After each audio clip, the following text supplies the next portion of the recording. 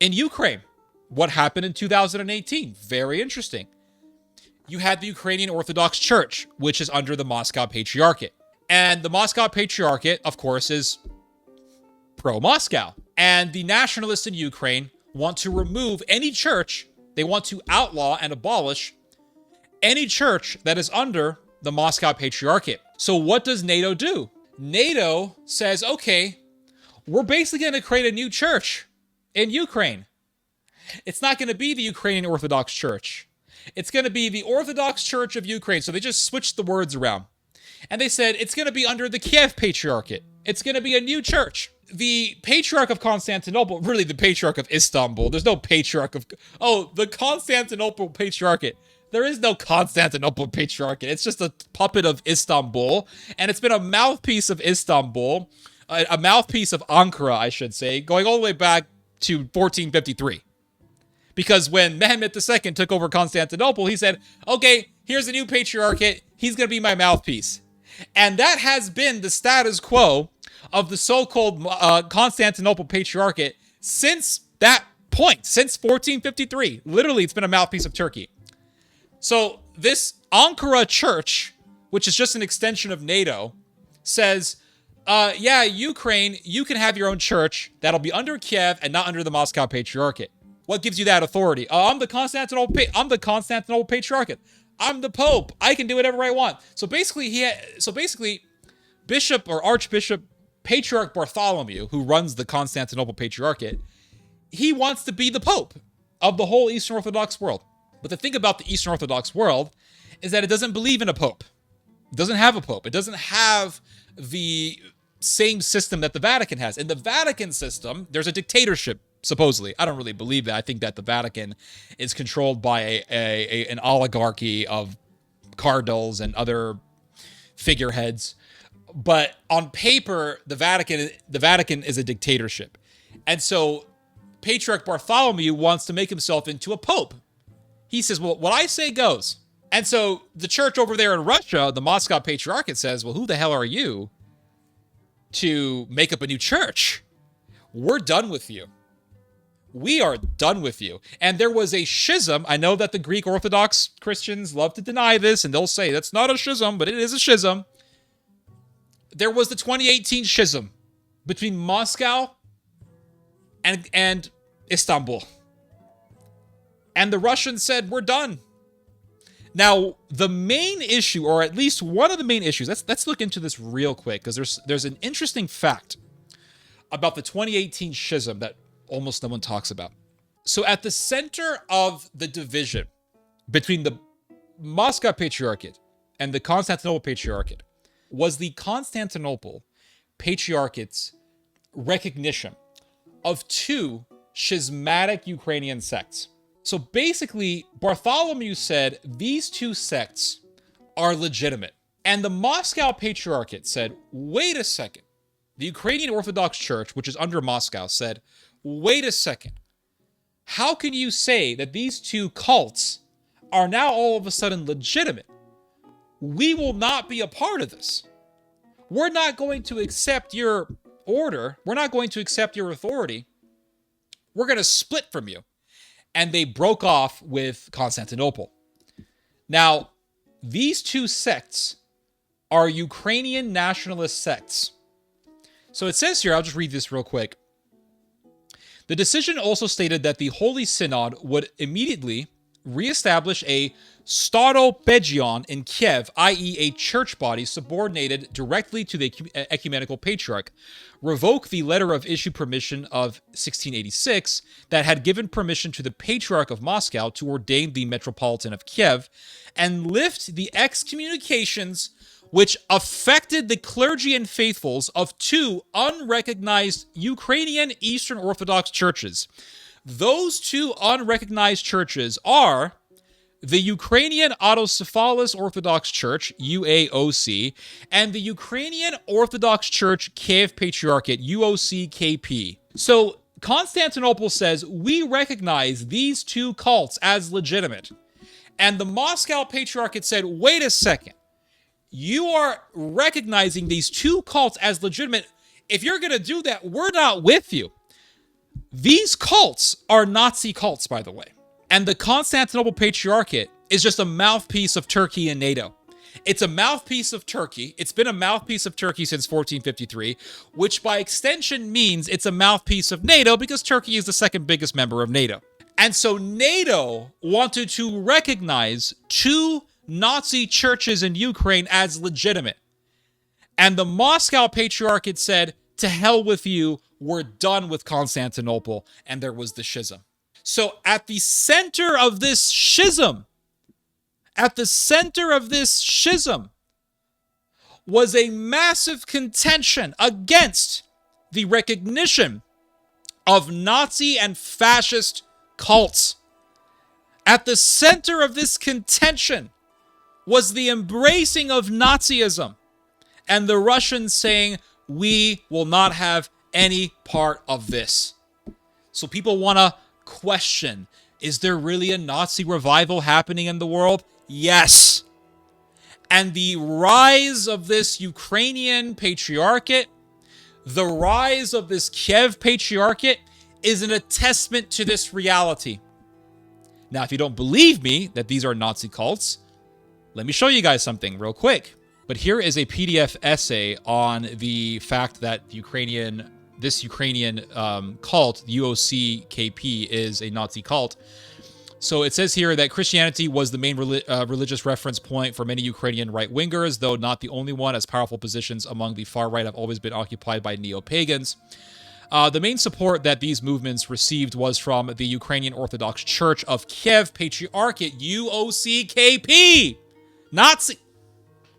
It's a Nazi cult backed by NATO. Backed by NATO, guys. Okay, let's read on and I'll continue with my commentary. The main support for the far right has been, in the religious arena, the main support for the far right in Ukraine has been the Ukrainian Orthodox Church of Kiev Patriarchate, UOCKP. That was one of the cults that Patriarch Bartholomew, recognized as legitimate, which caused the Russians to split from Constantinople because they don't want to be a part, or they don't want to be connected to a patriarchate that literally recognizes a Nazi cult. So the Russian Patriarchate, or the Moscow Patriarchate, said, okay, we're not going to be connected to Constantinople if you're going to be recognizing Nazi cults. When the Constantinople Patriarchate recognized the UOCKP, that was a prime reason as to why the Moscow Patriarchate split from Constantinople. And so it says here in this essay that one of the, in the religious arena, the support for the far right in Ukraine is coming from the Ukrainian Orthodox Church of Kiev Patriarchate, the Ukrainian Greek Catholic Church, and the Ukrainian Autocephalous Orthodox Church, UAOC. At the same time, the Ukrainian Orthodox Church of Moscow Patriarchate was seen as an enemy power. There were tight relations between these right-wing movements and Christian churches.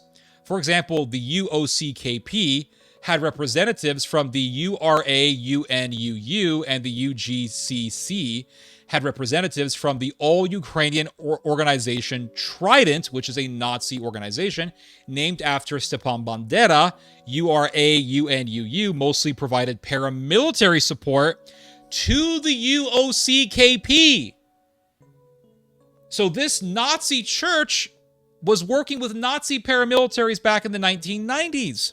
And so it says here that this paramilitary group provided support to this cult, starting with their storming of Kiev Pechersk Lavra on June 18th, 1992. So they actually invaded these Nazis that the Constantinople Patriarchate recognizes as legitimate, actually invaded the main church of the Moscow Patriarchate in Ukraine, the main church of the Ukrainian Orthodox Church. The Pechersk Lavra, which is kind of like the Constantinople, the Hagia Sophia of the Russians. So they want to take over the churches. These Nazis want to take over the churches, even with force. They don't mind. The whole split between the Moscow Patriarchate and the Constantinople Patriarchate is over the acceptance of Nazi cults. And so therefore, in the middle of this schism, is the Constantinople Patriarchate recognizing a Nazi cult and the Moscow Patriarchate saying, we want nothing to do with you if you're going to be accepting and recognizing these cults as legitimate. And this is all part of the NATO agenda to control all of the churches under its wing, be it the Ukrainian Orthodox Church or be it the Armenian Orthodox Church. So let's talk about the Armenian Church and how NATO wants to control it. What's behind Armenia's church-state conflict? What's behind Armenia's church-state conflict? So there has been this massive battle, massive struggle between the Armenian government and the Armenian church. And Pashinyan, Nicole Pashinyan, who is the leader of Armenia, he has been against the leadership in the Armenian church. He says that the leadership is basically an enemy of Armenian society and that it needs to be replaced. And the reason for this is because the Armenian ecclesiastical leadership has actually been very critical of Pashinyan's policy in regards to Azerbaijan, because Pashinyan has continued to acquiesce to the demands of Turkey, Azerbaijan, and ultimately NATO, because Turkey and Azerbaijan are just, let's be real here, they're NATO countries. A lot of Armenians hate Pashinyan. A lot of Armenians hate this dude because he made concessions to the Azeris after the 2020 war, which devastated the Armenians. It killed thousands upon thousands of Armenians. It led to the deaths of a lot of Armenian civilians. And it also led to the ethnic cleansing of pretty much all Armenians in Nagorno-Karabakh. So just to give you guys some background, there is a region called Nagorno-Karabakh, which for the longest time, going all the way back to the 1990s, was really an extension of Armenia, because there was a war between the Armenians and the Azeris in the mid-1990s in which the Armenians defeated the Azeris and took Nagorno-Karabakh from the Azeris. Now, the Azeris say that Nagorno-Karabakh belongs to Azerbaijan because of some deal that was established by the Soviet Union back in the early 20th century. Or some sort of statement that was made, some sort of an agreement that was made by the Soviet Union. And then once the Soviet Union fell, then there was a whole argument, a very tense and violent argument that sparked between the Azeris and the Armenians over who was going to control Nagorno-Karabakh. Azerbaijan said, no, it belongs to us. And the Armenians defeated Azerbaijan in a war, and they pushed the Azeris out of Nagorno-Karabakh, and they took it. So Azerbaijan never let that go and always held a lot of resentment towards the Armenians over this. And if I remember correctly, there were some atrocities that were done by the Armenians. If you are Armenian and you think I'm wrong about that, please let me know. But that's what I heard, that the Armenians actually did atrocities on the Azeri population. Now, the Azeris never forgot about that, and they held a lot of resentment over that. And then what happened was in the year 2020, another war sparked between the Azeris and the Armenians. This time, the Azeris had the sufficient firepower capable of defeating the Armenians. The Armenian military was pretty much still stuck in the 1990s and lost. The Azeris were armed with the Bayraktar 2 drones that were and are designed by Turkey, and those drones enabled the Azeris to really crush the Armenian military. And so the Armenians were defeated in Nagorno-Karabakh and were ethnically cleansed out of that region. That's the background. Nicole Pashinyan had to make the concession that Nagorno-Karabakh belongs to Azerbaijan, and that pissed off all the Armenians living in Armenia. And there was a whole bunch of rioting that took place, a lot of political rioting that took place as a response to this, as a reaction to this. And so Nicole Pashinyan is extremely hated. There's a lot of enmity and ire and antagonism that has been expressed towards Nicole Pashinyan. The thing about Nicole Pashinyan is that he really has no power. Let's be real here.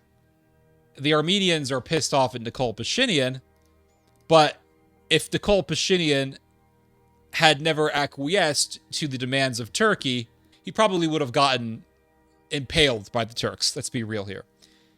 Because the Turks, from what I understand, told the Armenians that if they did not acquiesce to their demands, that they would just invade Armenia.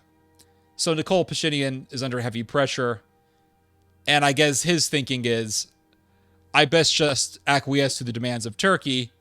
It's better than being invaded. Because Armenia stands no chance in a serious war against Turkey, unless a miracle happens. It says here that over the past 2 months, one of the most heated and widely discussed issues on Armenia's domestic agenda has been the intensification of tensions between the state and the Armenian Apostolic Church. And the reason for this is, like I said, the church has been very critical of Pashinyan. And so Nicole Pashinyan wants to replace the church's leadership. Now, is this Nicole Pashinyan waking up in the morning and saying, I really just hate the patriarch and I want to replace him? I don't really think it's that. I don't think it's mostly that, at least. I think, if anything, it's mainly just Turkey saying, we want to control the Armenian church because we want to control the opinion of the Armenian church so that we can have some sort of ecclesiastical influence over Armenian society. That's pretty much what this comes down to. It's just like how after the Ottomans took over Constantinople, they replaced the patriarch of Constantinople with their own patriarch, and they gave him a nice, heavy salary, and that patriarch just became a mouthpiece for the Sultan. I think the Turks, I don't think so, I know that the Turks want essentially the same thing to happen with the Armenian church. The next escalation came on June 17th when Russian-Armenian businessperson and philanthropist Samuel Karapetyan issued a public statement in support of the Armenian Apostolic Church, a small group forgetting the history of the Armenian nation and the millennia-old history of the Armenian Church, has launched an attack on the church and the people, he said. I have always stood by the church and the people. If the politicians fail, we will have our own way of participating in all this. So this wealthy Armenian dude, Mr. Samuel Karapetyan, basically said that the government is corrupt and the Apostolic Church of Armenia has the correct opinion because the Apostolic Church of Armenia has been critical of the Armenian government. Also on June 17th, a criminal case was initiated against Archbishop Mikhail Ajapahian, primate of the Shidok Diocese, for saying that a military coup was necessary. Oh, damn. So this right here is a part of the beginning of this hostility. So the Archbishop in the Armenian Church, Mikhail Ajapahian, said, hey, there needs to be a coup because this government in Armenia just keeps capitulating to the Turks. Now, let's be real here. Is a coup in Armenia a good idea? Probably not. I would side with the position that says Armenia doesn't really have sufficient power to deal with Turkey. And so if you did a coup, and if you were to successfully replace the government with a bunch of Armenian nationalists and very religious Armenians, what difference would it make? These particular Armenians would just say, F you Turkey, F you Azerbaijan, F you NATO, and then Turkey would just invade Armenia. And then would such a new government, have the wherewithal and the power to deal with an invasion? Without a miracle, the answer is no. But nonetheless, this archbishop said, hey, we should do a coup because this government is corrupt and evil. So now Pashinyan has this archbishop in his crosshairs. On June 25th, while Pashinyan was on an official visit to Turkey, the National Security Service raided the homes of several opposition figures. Interesting. Including Archbishop Bagra Galstanian. Interesting, I must say. So a coup happens. A bunch of arrests take place. A bunch of arrests of political dissidents takes place while Nicole Pashinyan is in Turkey. Coincidence? I think not. Galstanian was arrested and later remanded into custody as part of an investigation into alleged plans to carry out terrorist activities and seize power in the Republic of Armenia. So they arrested this archbishop, Mr. Galstanian, and they said, you have been charged with basically trying to do a coup. So then it says here, on Facebook, Pashinyan wrote, quote, a crime that was being prepared against the security and stability of the Republic of Armenia has been uncovered. I want to thank all representatives of the law enforcement system. So then it says here, later that year, a civic initiative called New Armenia. So now we're getting into, okay, so I got to back up a little bit here. So there was this thing that happened in 2018 called the Velvet Revolution. This happened in Armenia, and this is how Pashinyan took power. So Pashinyan took power with the help of NATO. He's a NATO puppet. So this right here explains everything. Pashinyan is an Armenian Zelensky, and he is a NATO puppet, which means he is there to do the bidding of Turkey, NATO, Azerbaijan, the whole gang, the whole triangle of power that controls Armenia. So he's doing the work at the behest of NATO.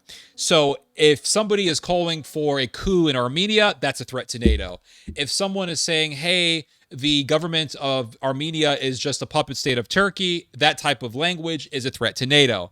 And so if Pashinyan refuses to acquiesce to the demands of NATO/Turkey, Armenia is going to be in big trouble. Turkey would probably just invade Armenia, and America would just say, we don't give a shit. How do I know this? Because it actually happened. Look at what happened after Armenia lost the 2020 war. Azerbaijan straight up invaded Armenia. It did. And it killed over 200 Armenians, both civilian and soldier. You can look into this. The Azeris actually invaded Armenia, killed hundreds of people. And what happened?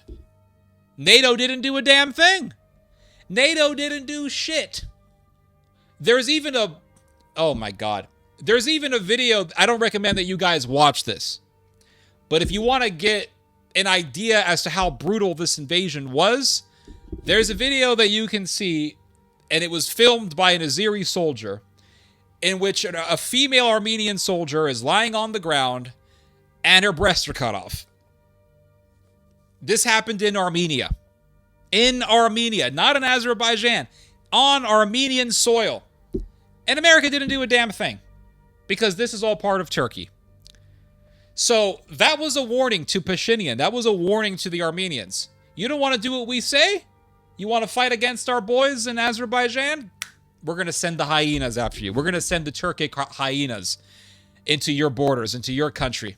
And we're not going to do a damn thing to stop it. So if you're going to be the government of Armenia, you're going to do what NATO wants, or else you're dead. That's the bottom line. You are literally walking around at the end of a barrel, with the end of a barrel behind you. Anyone who's going to run Armenia right now is going to submit to NATO demands. It's just the bottom line. So there was the 2018 Velvet Revolution. Then it says here, later that year, 2018, a civic initiative called New Armenia, New Catholicos, began to emerge. So there was this new movement that rose up. It pretended to be this grassroots movement. Really, it was just a big NATO initiative. And it was all about replacing the leadership in the Armenian church. Because NATO doesn't just want to control the governments of countries. NATO wants to control the religious establishments of all the countries under its wing. Bottom line, because religion is extremely influential. I mean, religion is all about not going to hell. Religion is about not going to hell. It's about pleasing God. It's about transcending your physical limits. Not limits, that's not a good word. It's about transcending your physical impulses. It's about transcending your flesh, right? That's what religion at the end of the day is all about. And so religion, for that reason, religion is very influential. It's very powerful. And so if an evil government can control a religion, if it can control a religious institution and establishment, it can use those institutions to influence its congregants.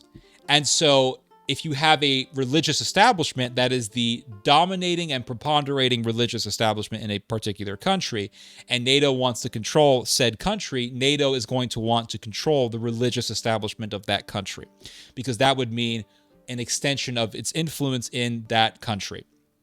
So after the 2018 Velvet Revolution, you have this initiative called New Armenia, New Catholicos, which demanded for basically new leadership in the Armenian church, and this was all about NATO wanting to control the Armenian church. New Armenia, New Catholicos began to emerge, demanding the resignation of Catholicos Karakin II. Members of the movement accused the Catholicos of various abuses, of applying undue internal pressure within the church, and of having ties to criminal and oligarchic networks. They organized a series of protests, from rallies to sit-ins, including demonstrations in front of the Mother See of Holy Echmiadzin. This is basically the Vatican of Armenia, the seat of the Armenian Church. The initiative also became an actor in the digital space via a Facebook page bearing the same name, Over the years, the page remained consistently active, regularly publishing revelations and accusations against the church leadership, and often repeating calls for the Catholicos to resign. The page has often served as a platform for defrocked cleric Korin Hovhannissian, one of the movement's most outspoken figures. During the latest period of heightened tensions, Hovhannissian became a prominent voice not only on Facebook but also on public television, where he featured as a major critic of the Catholicos. So now you had this figure arise. He is basically this anti-pope in Armenia. His name is Horen Hovhannissian. And Horen Hovhannissian wants to become the Pope of Armenia. He is part of this movement, New Armenia, New Catholicos, which basically means he's a NATO operative. And he wants to become the leader of the Armenian church so that NATO could use him as an ecclesiastical proxy by which to use the Armenian church as a mouthpiece to disseminate NATO propaganda and NATO ideology. So it says here that in his televised appearance, Hovhannissian repeated a number of serious accusations against Catholicos Karakin II, including that he was an agent of Russian intelligence tasked with organizing a coup, that he was responsible for the suspicious death of Catholicos Karakin I, that he has fathered children with multiple women despite his monastic vows. So let's look at the main thing that I want to focus on here is the accusation of being a Russian agent. Now, when someone accuses you of being a Russian agent, it is 100% the case that this person, the accuser, is pro-NATO. At least we can say he's pro-NATO. At worst, this person is a NATO operative. So it's becoming very clear what this whole crusade against Karakin I is about. It's about NATO wanting to take over the church in Armenia. So what do you do, right? Because think about it. NATO wants to control Armenia. Why? Because Armenia is an ally of Russia. So what happens? NATO invaded Armenia, invaded Nagorno-Karabakh in 2020. Turkey basically invaded Nagorno-Karabakh through its proxy Azerbaijan. That's NATO. So NATO invades, does war crimes. NATO doesn't give a shit because it's done by NATO. It's not being done by one of NATO's enemies. So who gives a damn, right? At the end of the day, war crimes are just what? War crimes are only pointed out when it's to the advantage of the one who's doing the pointing. So it's not to our advantage to talk about Turkish war crimes. And so Armenians can be very pro-Russia.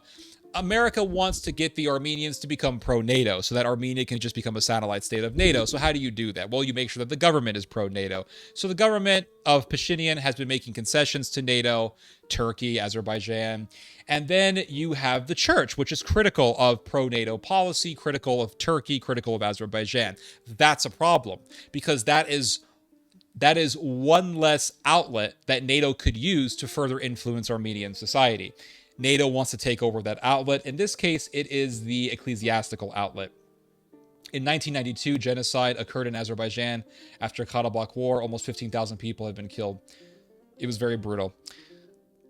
So that's really what this is about. So when you hear accusations of being a Russian agent, rest assured this is a NATO agenda. Case in point, look at the crusade that was launched to try to make Trump look like a Russian stooge. Remember that nonsense? Oh, Trump, he's a Russian stooge. He's with Russia. Sorry, the word they love to use, collusion. Remember that? Russian collusion. He's a colluder. He's a Russian collusion enjoyer. He loves Russia. Russia helped Trump get in office, blah, blah, blah. And Hillary Clinton jumped on that, and a lot of people in the government jumped on that. What was the whole point of trying to make it out to be that Trump colluded with Russia? Was it really to put Russia or to put Trump in prison for treason or something like that? No. Did these people really believe that Trump colluded with Russia? No. The whole purpose of trying to paint Trump as a colluder with Russia was so that when Trump won and entered office, Trump would feel pressured to help Ukraine. Because what was the selling point that Trump was utilizing to get elected. I'm going to be anti-war. I'm going to work with the Russians. I'm going to work with Bashar al-Assad. Trump was saying these sorts of things when he was running for his first term. And so it was very, very obvious from the get-go that Trump was going to win. I knew this before Trump won. I knew that Trump was going to win. I was telling people that Trump was going to win. I was absolutely right. Everyone with a freaking half a functioning brain cell knew that Hillary Clinton stood no chance. If you believed that Hillary Clinton was going to win, I mean, you had no place in political discourse. It was very obvious that Hillary Clinton was going to lose because Hillary Clinton looks like an inner city school vice principal. I mean, let's be real here. She doesn't look presidential. She doesn't have what I like to call the look, right? Trump has the look. Bill Clinton had the look. George Bush had the look. H.W. Bush had the look, right? People who win as president have the look. So she didn't have the look. So everyone knew Hillary Clinton wasn't going to win. So they knew Trump was going to win. And here was Trump talking about how he was going to work with the Russians and how he was going to work with Bashar al-Assad. Well, that's not good for business. So all the people over there in NATO were saying that ain't good for business. We can't be having that bullshit. Peace, to hell with peace. We got to make money. Shekels. We can't be making no peace. Peace means no business. That's money lost. So what happened? They came up with this idea that Trump was this, he was colluding with Russia, and he was a Russian stooge, and he was in bed with Putin, in cahoots with Putin, and had all these sycophants on the internet saying, Trump, Russian stooge. Trump is with Putin, Russian stooge, Russian golden showers, and all this stuff. And then what happened when Trump entered office? He felt this need to prove that he was not in cahoots with Russia, that he was not a Russian stooge, that he didn't do Russian collusion. Remember that? So what happened? He said, I'm not with Russia. He bombed Syria to prove that he wasn't with Syria. And he allowed the Ukrainians to have anti-tank missiles to prove that he wasn't with Russia. And he said, I gave the Ukrainians anti-tank weaponry. Obama didn't do that. I did it. I did it. The agenda worked. So anytime I hear anyone talking about Russian agent, he's KGB, whatever, he's a Russian agent, Russian intelligence, rest assured I'm dealing with a NATO sycophant. At best, I'm dealing with a NATO sycophant. At worst, I'm dealing with an actual operative, a paid operative of NATO. That's the bottom line. That's the reality. Let's go back to this article. I was checking out the stream.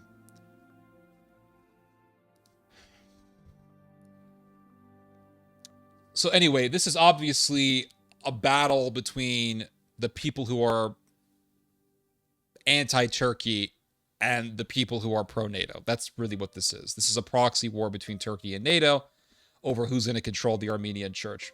After the Second Nagorno-Karabakh War in 2020, the conflict deepened as the church increasingly issued public criticisms of the government, especially on issues related to national mourning, military service, and social unity. Ooh, mourning over what? Mourning over losing to Azerbaijan.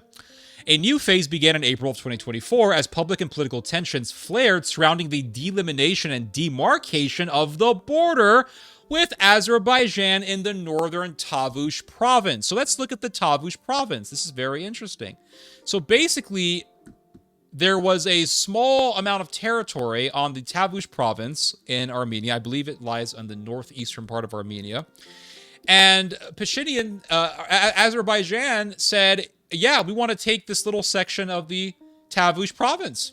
And Pashinyan said, okay, go right ahead. There is the Tavush province. It borders with Azerbaijan. The red is the Tavush province.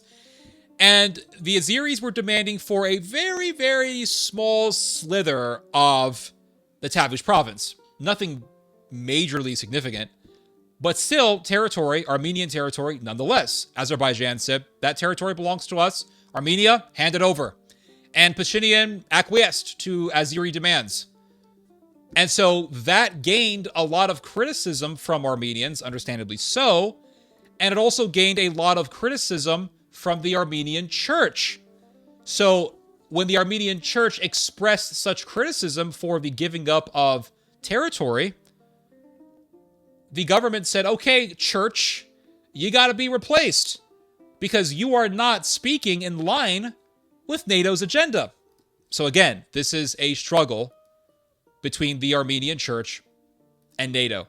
After the Second Nagorno-Karabakh War in 2020, the conflict deepened as the church increasingly issued public criticism of the government, especially on issues related to national mourning, military service, and social unity. A new phase began in April of 2024 as public and political tensions flared surrounding the delimitation and demarcation of the border with Azerbaijan in the northern Tavush province. So it says here that Archbishop Bagra Galstanian, head of the Tavush diocese, launched a campaign of civil disobedience and protest known as the Tavush for the Motherland movement because, like I said, Nicole Pashinyan wanted to give up territory from the Tavush province to the Azeris. And so the Armenian church did a protest against this giving up of territory. This movement, now known as the Holy Struggle, united thousands who began marching from Tavush to Yerevan on May 4th, 2024, culminating in a large rally in the capital's Republic Square on May 9th. Although Galstanian stated that the movement had no political ambitions, the political demands voiced during the rallies, including calls for Pashinyan's resignation, brought together various opposition forces and figures. In his speeches, Galstanian emphasized, quote, the moral and spiritual foundation, unquote, of the movement. Though the political undertones were clear, Galstanian described the movement as national liberation in nature, adding that, quote, its ultimate solutions are political, unquote.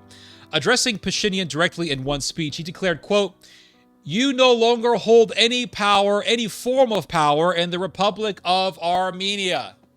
So again, just to recap here, Nicole Pashinyan was going to give up territory from the Tavush province, which belongs to Armenia, to the Azeris. He was going to give up a part of the Tavush province to Azerbaijan, the great nemesis of Armenia. And so the Armenian church said, no, hands off, Pashinyan. You're not going to do this. You are no longer truly the leader of the Republic of Armenia.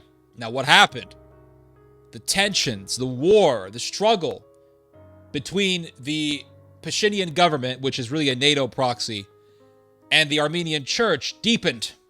And it says here, with your resignation, this is what this guy said. This is what Mr. Galstanian said to Mr. Pashinyan. With your resignation, you will return the stolen spirit of our national celebrations to the people. As they say in Shamshadin, the show must go on. And it says here, elsewhere, Galstanian stated that, quote, the tricolor has defeated black and white, and very soon spiritual Armenia will triumph over the so-called new Armenia, giving birth to a renewed country with a new vision and a new march, unquote. Later, he even declared that he would be ready to run as a people's candidate for prime minister if called upon to do so. So now he really made himself into an enemy of Pashinyan. Later, I already read this. At the same time, the Catholicos publicly blessed the Holy Struggle movement, leaving no doubt as to his support. This marked a pivotal moment in which spiritual leadership overtly merged with political activism, a shift many interpreted as a redefinition of church-state boundaries under Pashinyan's tenure. At a press conference in May of 2024, Pashinyan directly addressed the role of the Catholicos in recent political developments. It is obvious that today, the Catholicos of all Armenians is leading a political movement. That's very clear. So now he declared the Armenian church as his enemy. Why? Because the Armenian church, as it is right now, is an enemy of NATO, and thus is an enemy of Turkey. And Pashinyan, being a puppet of Turkey and NATO, is now at war against the Armenian church. The latest phase in the church-state standoff has been defined by Pashinyan's post on Facebook in terms of their volume, content, and especially their vocabulary. These posts show that politics is breaking into the spiritual sphere in a fully meditized way. In the very next paragraph of the same post, Pashinyan asserted, this is what Pashinyan said, "The state belongs to the people. The church belongs to the people. We have returned the state to the people." In other words, the church has to be under the control of the state. And the church will not express disagreement with the policies of the Armenian government, and in turn should not be allowed to criticize NATO policy, because that's what this is about at the end of the day. Pashinyan also wrote, "The house of Christ, where the only begotten descended through the Holy Spirit, is now occupied by an anti-Christian, adulterous, anti-national, and anti-state group. That house must be liberated, and I will lead the liberation." So he really wants to control the Armenian church. And ultimately, this is not about Pashinyan versus the Armenian church. Ultimately, this is about NATO controlling the Armenian church. So here's an article about the whole controversy over the Tavush province. Like I said, Nikol Pashinyan was wanting to give up territory to Azerbaijan, and this is what helped deepen the rift between the Armenian government and the Armenian church. And it says here, Prime Minister Nikol Pashinyan appears to be facing mounting backlash from residents of villages in Armenia's northern Tavush province, adjacent to contested border areas, which he wants to hand over to Azerbaijan. So remember, Azerbaijan is an extension of Turkey. Azerbaijan is an extension of Turkey. And so Pashinyan wanting to give up Armenian territory to Azerbaijan is Pashinyan wanting to give up territory to Turkey. This is a capitulation to Turkey.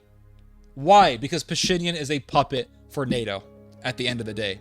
And so it says here, Pashinyan signaled plans to unilaterally make such concessions before visiting on Monday 2 of those villages, Volkespar and Kiran. So he wanted to give up this territory to Azerbaijan.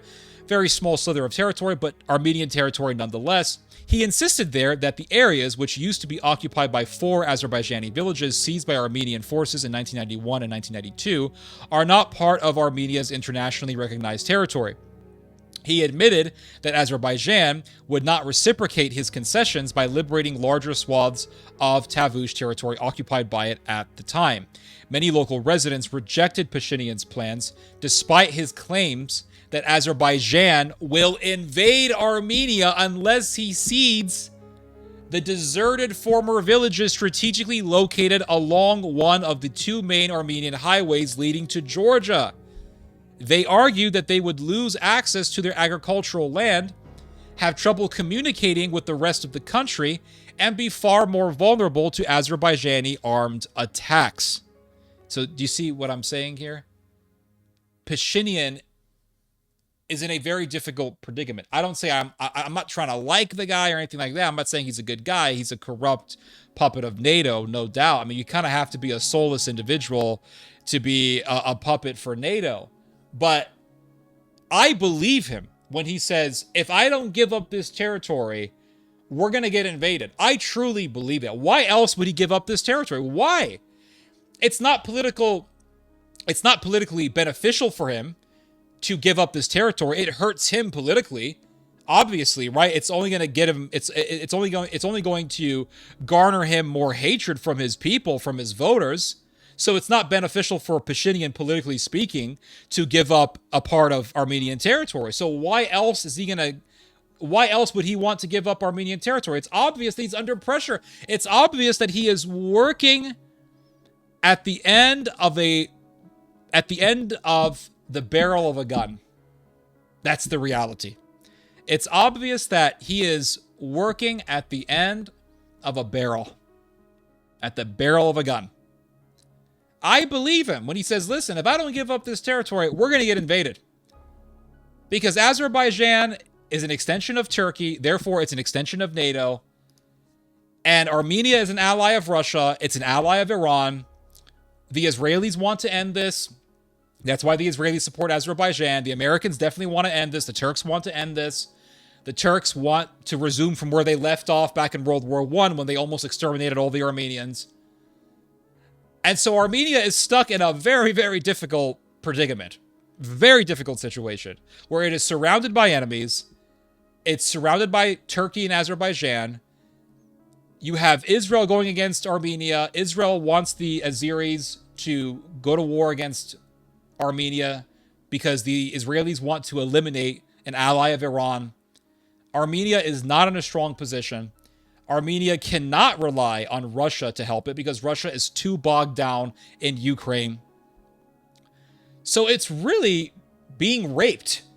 It is being raped by NATO. It's being raped by Turkey, by Israel, by Azerbaijan. Why else would this guy be willing to give up Armenian territory? Other than that he is being threatened. He is being pushed by the barrel of a gun. Nikol Pashinyan, Prime Minister of the Republic of Armenia, appears to be following the playbook of Serbian President Aleksandar Vučić and, to some extent, the former Montenegrin leader Milo Djukanovic. So this Serbian dude is basically saying, we Serbs know how NATO acts and functions. NATO is controlling Serbia's government, so the Armenians need to understand that they're being controlled by NATO. That's what's happening. Now, if you want listen, if anyone is going to correct you, or if anyone is going to correctly inform you that your country is controlled by NATO, it's going to be a Serbian dude. Because no country has suffered under NATO more than the Serbs. Theo, what countries do you think are going to remain Russian allies even when it gets really tough and other allies would be opportunistic traitors? That's a good question. If I had to guess, I would say China and Belarus and Serbia. I would say those three countries.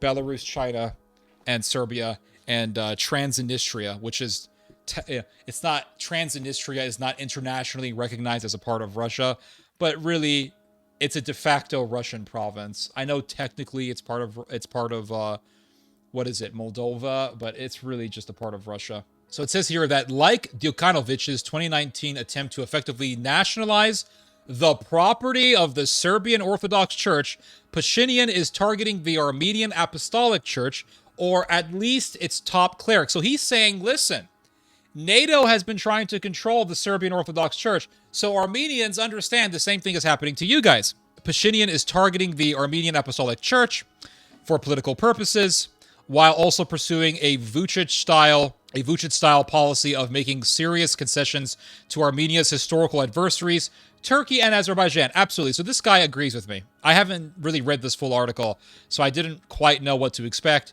But yes, this guy agrees with me. On June 25th, Armenian authorities arrested a prominent cleric, Archbishop Bagrat Galstanian, along with 14 others, charging them with orchestrating an alleged plot to overthrow the government. While Djukanovic never arrested any leaders of the Serbian Orthodox Church in Montenegro, he similarly employed tactics of portraying his opponents as conspirators, allegedly seeking to topple his government. In 2016, Montenegrin police arrested a group of alleged Russian nationalists accused of plotting to assassinate Djukanovic.